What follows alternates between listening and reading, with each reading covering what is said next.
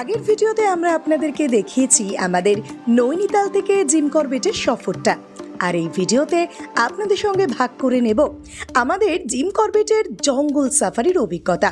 সেখানে গিয়ে আমরা কি কি দেখলাম আর পুরো ট্রিপটা কিভাবে এনজয় করলাম সবটাই তুলে ধরবো আপনাদের সামনে, তাই ততক্ষণ সঙ্গে থাকুন।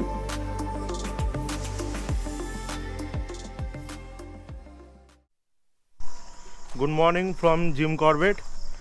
আর এখন কিন্তু বাজে 5:30, আর আজকে আমাদের কিন্তু সাফারি আছে জিম করবেটে। তো আমাদের গাড়ি কিন্তু বাইরে চলে এসছে, আর আমরা আছি হোটেলের একদম আমাদের রুমের বাইরেই। তো আমরা এখন গাড়িতে উঠবো, আর আজকে আমরা সাফারি করতে যাচ্ছি ফাটো জোনে। তো চলো গাড়িতে উঠে তোমার সাথে কথা হবে বাকি কথা। আমরা কিন্তু উঠে গেছি আমাদের জিপে, আর আমাদের জিপ কিন্তু অলরেডি স্টার্ট দিয়ে দিয়েছে আমাদের হোটেল থেকে। তো মোটামুটি এখান থেকে 10 কিলোমিটার মতো যেতে হবে আমাদের, যেটা মেন ফাটক গেট আছে ওই অবধি। তো এই ভিডিওর লাস্টে আমি তোমাদের পুরো যা যা চার্জেস লাগলো পুরোটাই বলবো। তো আমরা কিন্তু বুকিং করেছি আমাদের এই হোটেলের সামনেই একটা মানে লোকাল দোকান থেকে, ওই দাদার একজন জানাশোনা ছিল তার থ্রু দিয়ে। তো আপনারাও কিন্তু চাইলে এখান থেকে এসে বুকিং করতে পারবেন, আমি ওনার নাম্বার ডেসক্রিপশান বক্সে দিয়ে দেবো। আর বাকি এখন তো সবে সূর্য উঠেছে, সবে সানরাইজ হয়েছে। এই টাইমটা কিন্তু অ্যানিম্যাল সাইটিংয়ের জন্য খুবই ভালো, আর আকাশও কিন্তু আজকে ভালোই পরিষ্কার আছে। তো আশা করি আমাদের সাফারির টাইম অবধি কিন্তু আকাশটা ভালোই পরিষ্কার থাকবে। তো চলো ভিডিওটা দেখতে থাকো, যা যা দেখবো আজকে সব তোমার সাথে শেয়ার করবো। দেখি আমরা কি দেখতে পাই আজকে, অনেক আশা নিয়ে যাচ্ছি, দেখা যাক কি দেখা যায়।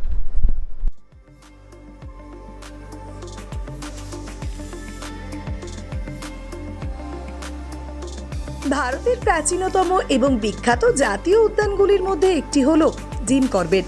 উত্তরাখণ্ড রাজ্যের নৈনিতাল জেলায় অবস্থিত এই জিম করবেট বিখ্যাত শিকারী ও প্রকৃতিবিদ জিম করবেটের নামে নামকরণ করা হয়। এখানে বাঘ, হাতি, হরিণ সহ বিভিন্ন পাখি এবং অন্যান্য বন্য প্রাণীও দেখা যায়।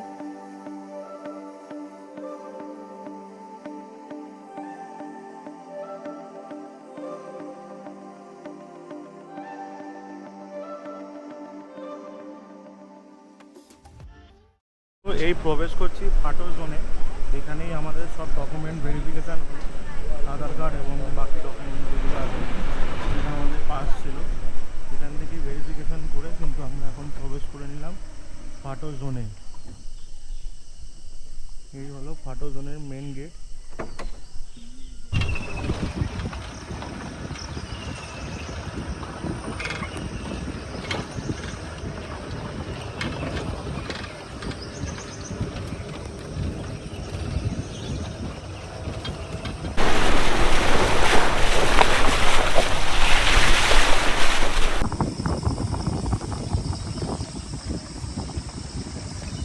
बारह 88 स्क्वायर किलोमीटर के अंदर 260 प्लस टाइगर है।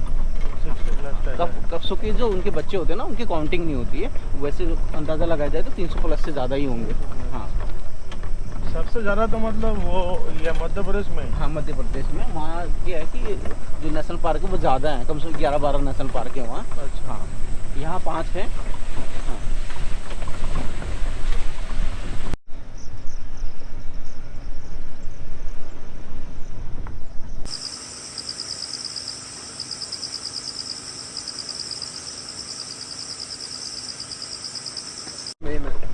अच्छा। जून 15 तारीख के बाद से तो यहाँ मानसून का सीजन बता देते हैं ना, हाँ हाँ हाँ। तो इसलिए जो साइडिंग का बेस्ट टाइम है मार्च अप्रैल में। हाँ, मई और मई, अप्रैल और मई, मार्च भी कह सकते हो आप, क्योंकि उस समय थोड़ा मौसम ठीक हो जाता है। इस जोन में क्या है कि वाटर हॉल ज़्यादातर बने हैं, है ना, कोई अदर सोर्सेज नहीं, नदी वगैरह नहीं है, तो क्या है वाटर हॉल बने हैं ज़्यादातर। जो समर में क्या है कि वाटर हॉलों पे बैठे रहते हैं टाइगर, तो ज़्यादा चांसेस वहाँ पे दिख जाते हैं, और काफ़ी अच्छा दिखता है, मतलब एक पीछे भी है। এখন আমরা দেখতে পাচ্ছি সামনে দুটো জংলি শুয়োর রয়েছে, তো শুয়োর দুটো হেঁটে যাচ্ছে। আমরা ক্যামেরায় ধরার চেষ্টা করছি, কিন্তু আস্তে আস্তে আরও গভীর জঙ্গলের দিকে চলে যাচ্ছি। দেখি দেখা যাক কতটা কি দেখতে পারি আমরা। দুদিকে দেখতেই পাচ্ছ একদম ঘন জঙ্গল রয়েছে, আর মাঝখান থেকে এই যে সরু রাস্তা, সেই রাস্তা দিয়ে আমরা যাচ্ছি। বুঝতেই পারছো খুব আস্তে আস্তে কথা বলতে হচ্ছে। কোনো কিছু আমরা যদি দেখতে পাই সেই চেষ্টাই করছি।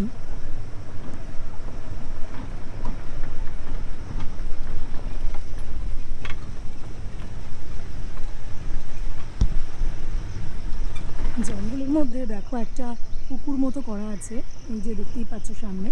এটা কিন্তু পশুদের জন্যই করা আছে, যাতে তারা জল খেতে এলে আমাদের মতন যারা টুরিস্ট আসে তাদের ক্যামেরায় ধরা পড়ে এবং তারা দেখতেও পারে। আমরা একটুখানি দাঁড়াবো কিছুক্ষণ এখানে, যদি কোনো পশুকে এখানে জল খেতে আসতে দেখতে পারি।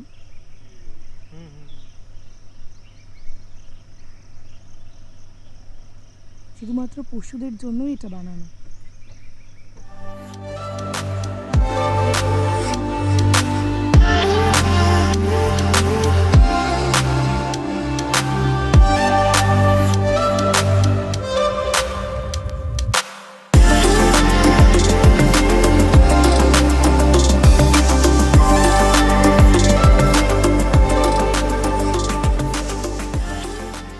ডালে একটা পাখি বসে আছে, ঈগল। আমরা কতটা দেখতে পাচ্ছি জানি না, আমরা দেখানোর চেষ্টা করব।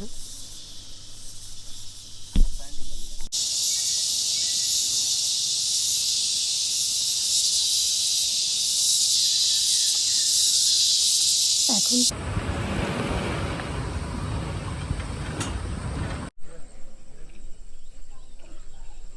আচ্ছা, জঙ্গল সাফারির সময় কিন্তু আমরা মাঝখানে এরকম রেস্ট রুম মতো করা আছে।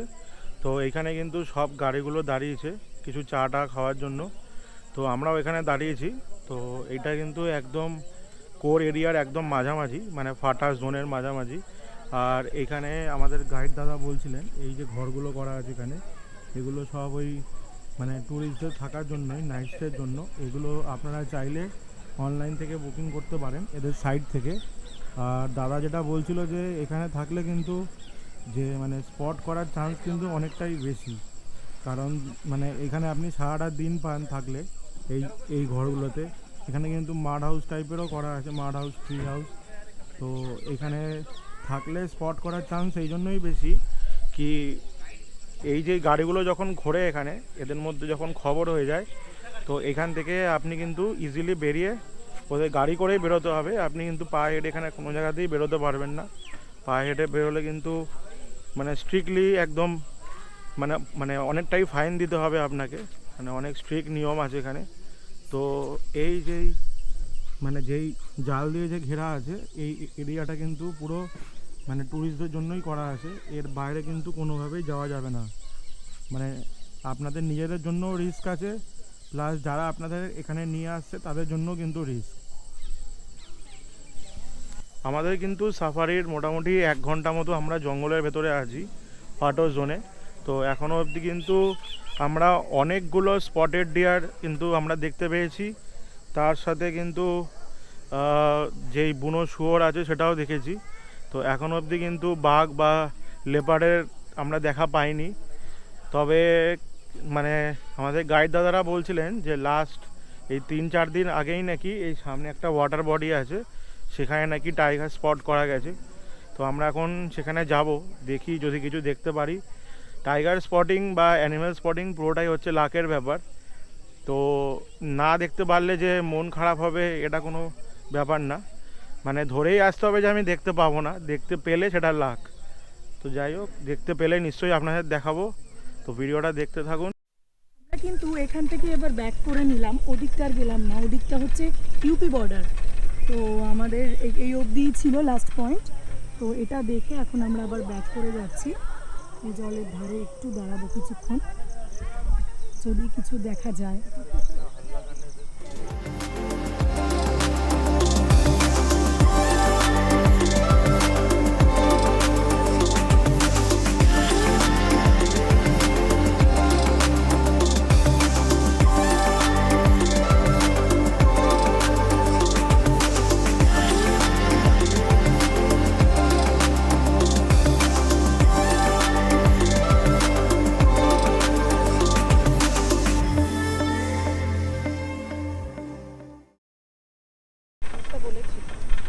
এইবারের মতো কিন্তু আমাদের জিম করবেটে জিপ সাফারি শেষ হলো। তো নিরাশা হওয়ার কিছুই নেই, মানে নিরাশা হওয়ার কিছু নেই বলতে, যার জন্য সবাই জিম করবেটে আসে বা বিভিন্ন জায়গায় তারা অ্যানিমাল সাফারি করে, সেটা হলো মেন হলো বাঘ বা কোনো মানে ভালো কিছু দেখার জন্য, ভালো কিছু স্পট করার জন্য। তো আমরা সেখানে বাঘ হয়তো দেখতে পাইনি ঠিকই, বাঘ দেখাটা মানে পুরোপুরি লাকেরই ব্যাপার, যেটা আপনাদের প্রথমেই বললাম। তবে আমরা কিন্তু বেশ কিছু স্পটেড ডিয়ার মেল এবং ফিমেল দু রকমই দেখেছি, বেশ কিছু ভালো ভালো পাখি দেখেছি, রেয়ার স্পিসিসের পাখি। আর সবথেকে বড় পাওনা হলো বর্ষাকালের এই জিম করবেটের জঙ্গলে এই সবুজের মধ্যে কিছুটা সকালের টাইম স্পেন্ড করতে পারলাম। ওয়েদার কিন্তু খুবই ভালো ছিল আজকে, ওয়েদার আমাদের খুবই সাথ দিয়েছে আজকে, কোনো রকম বৃষ্টি বা মেঘও পাইনি, এখন রোদও আছে ভালো মতো। আর সবথেকে বড় পাওনা হলো এই পুরো সবুজ একদম জঙ্গল বর্ষাকালে জিম করবেটে এসে, এটাই মানে আমাদের আজকের পাওনা। তো অনেক মেমোরিজ নিয়ে যাচ্ছি। তো অনেক জায়গাতেই আমার সাফারি করেছি, এর আগে সুন্দরবনেও করেছি, ডুয়ার্সেও করেছি আমাদের, আর এখানেও জিম করবেটেও করলাম। এরপরে আরও অনেক জায়গায় আরও সাফারি করব, বান্ধবগড়ে যাওয়ার ইচ্ছে আছে ভবিষ্যতে, তো সেগুলো আস্তে আস্তে হবে। তো আমার কিন্তু ভালোই লাগে এরম মানে জঙ্গল সাফারি করতে। তো স্পটিংটা পুরোপুরি ভাগ্যের ব্যাপার, স্পটিং হয়নি বলে যে মন খারাপ হবে এসব কোনো কথা নেই। এই যে টাইমটা স্পেন্ড করতে পারলাম এত সুন্দর একটা পরিবেশের মধ্যে, এটাই বড় কথা। তো আপনারাও আসবেন জিম করবেটে। জিম করবেটে কিন্তু অনেকগুলোই জোন আছে, তো সেই সব জোনগুলোতে আপনারা রিসার্চ করে আসবেন। ডিকালা জোন যেটা আছে, যেটা মানে সবথেকে পপুলার জোন আমাদের এই জিম করবেটে, তো ডিকালা জোনে কিন্তু নাইট স্টের অপশানও আছে। আর ডিকালা জোনে কিন্তু সবথেকে বেশি অ্যানিমেল স্পটিং করা যায়, কারণ ডিকালা জোনে নাইট স্টে করতে হয়, আপনি ওখানে থাকতে পারবেন নাইট স্টে করে, নাইট স্টে কম্পালসারি ডিকালা জোনে। তো নাইট স্টে করে ওখানে 2 দিন আপনারা জিপ সাফারি করে কিন্তু বেশ ভালো অ্যানিমেল স্পটিং করা যায়। আর সব থেকে সিনিক বিউটি যদি ভালো বলতে হয় তাহলে সেটাই হলো ডিকালা জোন।